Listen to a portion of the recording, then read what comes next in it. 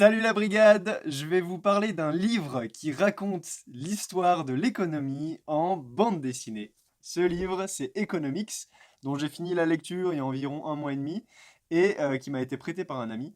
Donc, je l'ai trouvé super sympa, la façon dont c'est fait, et l'histoire que ça raconte. Donc, je vais vous parler un petit peu des points positifs, des points négatifs, savoir si c'est indispensable de le lire si vous voulez investir. Et puis je vous montrerai quelques petits passages du livre que je lirai avec vous. Voilà pour vous montrer un exemple de à quoi ça ressemble. Là, l'auteur vous parle de la Grande Dépression. Donc c'est un résumé des pages d'avant et il vous met ça sous forme de, voilà, de petits personnages, une bande dessinée au final. Donc je vais vous expliquer tout ça.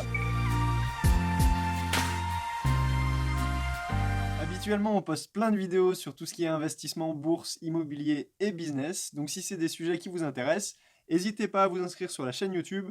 On a aussi une page Instagram et un groupe Facebook sur lequel les gens s'entraident. Bon, on va pas se le cacher, mais l'économie, c'est quand même assez compliqué et c'est quelque chose qui a toujours évolué avec l'histoire de l'homme.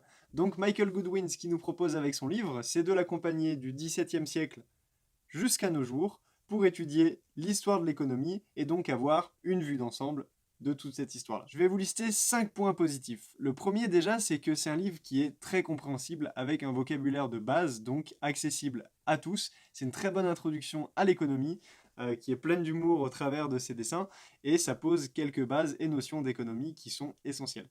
Deuxième point, c'est que les passages qui sont un petit peu techniques, ils sont appuyés par des diagrammes, des personnages et des dessins, ce qui les rend encore plus faciles de compréhension. Le troisième point positif pour moi, ça a été la structure.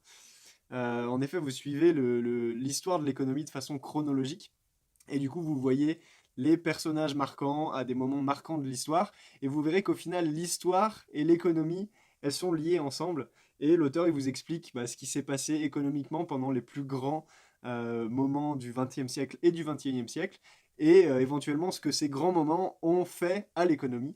Voilà, et quatrième point, c'est que, je sais pas pour vous, mais moi, on m'a jamais expliqué clairement l'économie, ou en tout cas, quand on a réussi à me l'expliquer clairement, c'est souvent des petits bouts, par-ci, par-là, et c'est assez dur d'avoir une vue d'ensemble, et je trouve que ce livre, sincèrement, il vous donne une très bonne vue d'ensemble de tout ça, et il vous donne des bases plutôt sympas pour débuter en économie et comprendre un petit peu comment ça se passe et avoir une vraie vue d'ensemble au final. Cinquième point, c'est si vous trouvez que l'économie c'est un sujet qui est un petit peu incompréhensible et parfois assez chiant, je pense sincèrement que c'est un livre qui va vous plaire et qui a une approche différente des autres livres par rapport à l'histoire économique. Et c'est une très bonne façon de s'y lancer dedans. Deux points négatifs que j'ai pu relever dans le livre, c'est premièrement que l'auteur, il donne pas mal son opinion politique sur certains sujets clés de l'histoire économique et sur certains présidents et certaines politiques.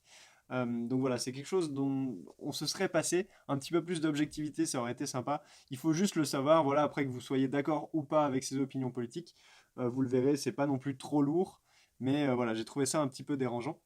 Et deuxième point, c'est que c'est vraiment centralisé sur l'histoire des États-Unis, en fait. C'est le point central de ce livre. Donc vous verrez euh, peu d'Europe, même s'il parle bien sûr de la crise des subprimes et comment ça a affecté l'Europe, etc. Peu d'Europe, peu de France, et pas du tout de ce qui est Grèce antique et Empire romain, qui ont quand même eu des économies qui auraient pu être intéressantes de déchiffrer. Est-ce que c'est un livre indispensable à lire si vous vous intéressez à l'investissement? Personnellement, je pense que oui. Voilà, vous verrez toutes les crises économiques et récessions économiques du XXe et XXIe siècle, ce qui les a causées et quelles conséquences elles ont eues sur les marchés financiers, sur les entreprises, sur les actions, etc. Donc ça vous donne une sorte de vue d'ensemble par rapport à tout ça et ça vous permet de mieux appréhender les prochaines crises et de savoir un petit peu l'économie, quel rôle elle a ou quel rôle ou impact elle peut avoir dans vos investissements. Donc voilà, il n'y a pas besoin d'être économiste pour être investisseur. Voilà, les investisseurs ne sont pas économistes, pas forcément, les économistes ne sont pas forcément investisseurs, mais c'est vraiment bien parce que ça vous offre une base sur l'économie qui, je pense, est indispensable quand vous voulez investir. Passons à la partie la plus intéressante, les extraits. Donc là, je vous montre un extrait de la Fed, Réserve fédérale, page 205, où je trouve que l'auteur prend un exemple très parlant. Donc avant, il explique comment la Fed injecte de l'argent dans l'économie et comment elle modifie les taux directeurs. Donc, il prend une image que voilà, j'ai trouvé assez sympathique, où il dit en bas de page, les taux d'intérêt élevés découragent l'emprunt. ce qui décourage la dépense. Mais quand la Fed augmente les taux d'intérêt, cela freine l'économie. Baisser les taux permet un accroissement de l'économie, mais cela ne marche pas aussi bien. Alors voilà, vous pouvez vous dire, ok, bah pourquoi ça marche pas aussi bien?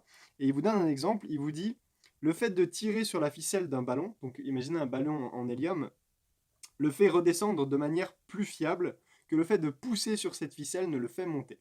Voilà. Donc j'ai trouvé l'exemple assez simple. Je vais vous prendre un autre exemple. Hop, page 214, que vous comprendrez, où là il vous parle de comment la Fed, on est toujours sur la partie de la Fed, comment elle a sauvé à chaque fois les crashs boursiers. Voilà, et il prend cette petite image avec une sorte de raquette où la personne rebondit dessus, et il la reprend après dans les pages, donc ce qui fait que vous comprenez le lien à chaque fois. Voilà, la Fed qui essaie de sauver tout le temps les petits bonhommes. On reverra un exemple. Autre exemple, page 247, la bulle Internet. Donc la bulle Internet, c'était en 2001. Donc c'était à l'époque du président Bush aux États-Unis. Et il dit, voilà, mais en 2001, la bulle Internet explosa. Pendant la bulle Internet, Wall Street avait rétribué les compagnies de télécommunications qui développèrent leurs capacités afin de correspondre à la médiatisation, pas à la réalité. Et en dessous, vous voyez deux petits bonhommes, on voit clairement que c'est des ouvriers qui travaillent et qui mettent des câbles dans la terre ou qui les changent, je ne sais pas exactement ce qu'ils font.